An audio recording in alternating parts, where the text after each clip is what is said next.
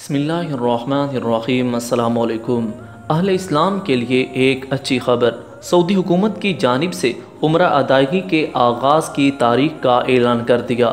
جو اہل اسلام عمرہ ادائیگی کا انتظار کر رہے تھے ان کے لیے یہ خوش آئند خبر ہے، کیونکہ رسالت مآب صلی اللہ علیہ وسلم نے ارشاد فرمایا کہ جو بندہ مومن اپنی پہلی نگاہ خانہ کعبہ پر ڈالتا ہے تو پہلی نگاہ کے بدلہ میں اللہ تبارک و تعالی اس بندہ مومن کے گناہ معاف فرما دیتا ہے۔ اور ہر بندہ مومن کا شوق ہے کہ محبوب علیہ السلام کی بارگاہ میں حاضر ہو اور روزہ انور پر حاضری دے، کیونکہ رسالت مآب صلی اللہ علیہ وسلم نے ارشاد فرمایا من زار قبری وجبت لہو شفاعتی او کما قال علیہ الصلوۃ والسلام، کہ جس نے میری قبر اور روزہ انور کی زیارت کی اس کے لیے میری شفاعت واجب و لازم ہو گئی۔ ناظرین، آپ کو تازہ خبر سے آگاہ کرتے ہیں۔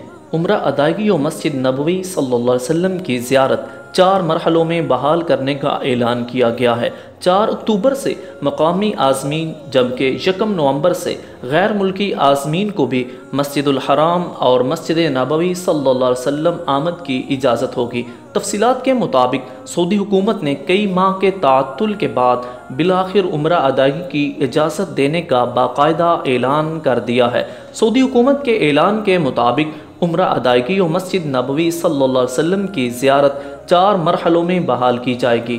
4 اکتوبر سے عمرہ ادائیگی کی اجازت ہوگی، تاہم پہلے مرحلے میں صرف مقامی عازمین کو مسجد الحرام آمد کی اجازت دی جائے گی۔ تاہم پہلے مرحلے میں یومیہ 6000 عازمین کو عمرہ ادائیگی کی اجازت ہوگی۔ دوسرے مرحلہ میں 18 اکتوبر سے یومیہ 15000 مقامی عازمین کو عمرہ ادائیگی کی اجازت دی جائے گی۔ اس کے بعد تیسرے مرحلے میں غیر ملکیوں کو بھی مسجد الحرام آمد کی اجازت مل جائے گی۔ 1 نومبر سے بیرون ممالک سے بھی عازمین عمرہ ادائیگی کے لیے سعودی عرب کا رخ کر سکیں گے۔ غیر ملکیوں کو مسجد نبوی صلی اللہ علیہ وسلم کی زیارت کی اجازت بھی دی جائے گی، تاہم یومیہ بنیاد پر محدود لوگوں کو عمرہ ادائیگی اور مسجد نبوی صلی اللہ علیہ وسلم کی زیارت کی اجازت ہوگی۔